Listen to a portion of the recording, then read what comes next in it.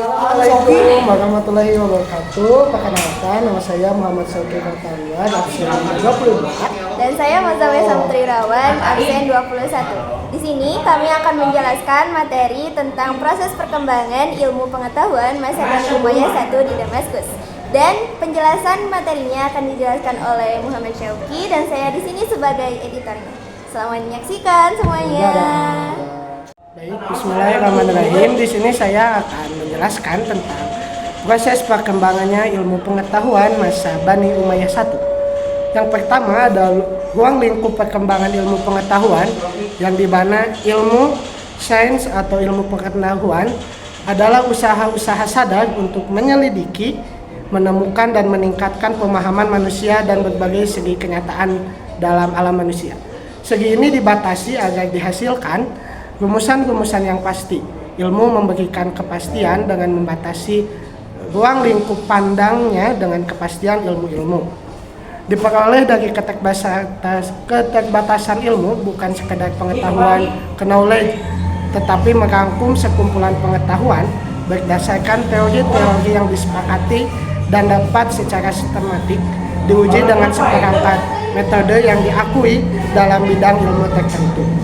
Perkembangan ilmu pengetahuan pada masa Bani Umayyah di Damaskus meliputi 3 bidang, yaitu bidang diniyah, bidang tarikh, dan bidang filsafat. Pada masa ini, kaum muslimin memperoleh kemajuan yang sangat pesat, tidak hanya menyebarkan agama, akan tetapi tetapi juga penemuan ilmu lain pembesar yang lainnya. Bani Umayyah secara khusus mengembangkan ilmu pengetahuan. Para khalifah mengangkat para ahli-ahli dalam bidangnya, yaitu mengangkat ahli-ahli cerita dan sebagainya, dan mempekerjakan ahli di bidang-bidang tertentu seperti lembaga yang lainnya, masjid, dan lembaga yang disediakan oleh pemerintahan. Kebijakan ini mungkin karena didorong ada beberapa hal, antara lain yang pertama, satu, pemerintahan Bani Umayyah dibina atas dasar kekerasan, karena itu mereka membutuhkan ahli syair, tukang kisah, dan ahli pidato untuk bercerita, dan itu efeknya untuk menghibur para khalifah yang ada di istana. Dan yang kedua adalah jiwa Bani Umayyah adalah jiwa Arab yang murni yang belum begitu berkenalan dengan pembahasan agama dengan mendalam. Mereka senang agama yang nikmat dengan sayap-sayap yang indah dan khutbah balaghah yang berbahasa indah. Yang kedua ada fokus gerakan ilmu pengetahuan dan budaya. Para ahli sejarah menyimpulkan bahwa perkembangan gerakan ilmu pengetahuan dan budaya pada masa ini Bani Umayyah I ini di Damaskus memfokuskan pada 3 gerakan besar.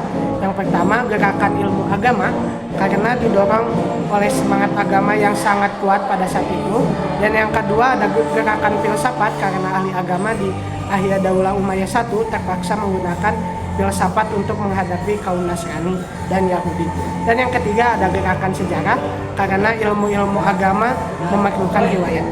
Dan yang terakhir ada perkembangan ilmu pengetahuan, diantaranya adalah pengembangan budaya, filsafat, dan ilmu pengetahuan pada masa Bani Umayyah I di Damaskus difokuskan pada beberapa bidang.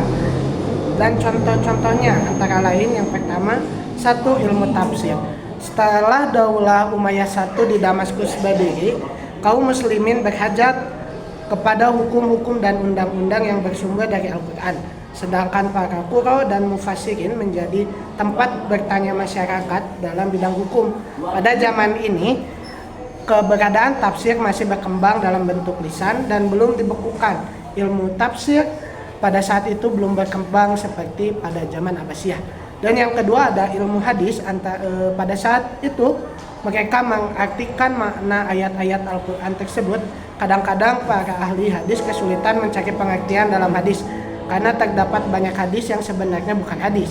Dari kondisi semacam ini maka timbullah usaha para muhaddisin untuk mencari riwayat dan sanad hadis.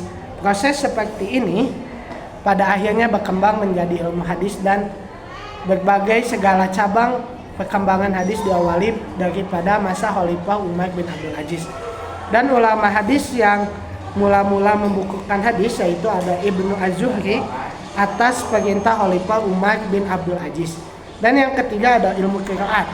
dalam sejarah perkembangan ilmu, yang pertama kali berkembang adalah ilmu qiraat, cabang ilmu yang mempunyai kedudukan yang sangat penting pada permulaan Islam, sehingga orang-orang yang pandai membaca Al-Quran pada itu disebut juga dengan sebutan qurra.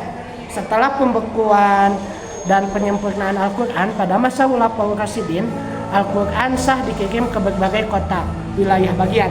Kemudian lahirlah dialek bacaan tertentu pada tersebut, dan mereka mengikuti apa masing-masing penduduk kota tersebut, dan mereka mengikuti bacaan yang dianggap sah. Akhirnya semacam bacaan yang sekarang terkenal dengan nama qiraat sab'ah kemudian selanjutnya ditetapkan sebagai standar bacaan. Cukup sekian pemateriannya. Mohon maaf apabila masih banyak kesalahan atau kekurangan dalam penyampaian.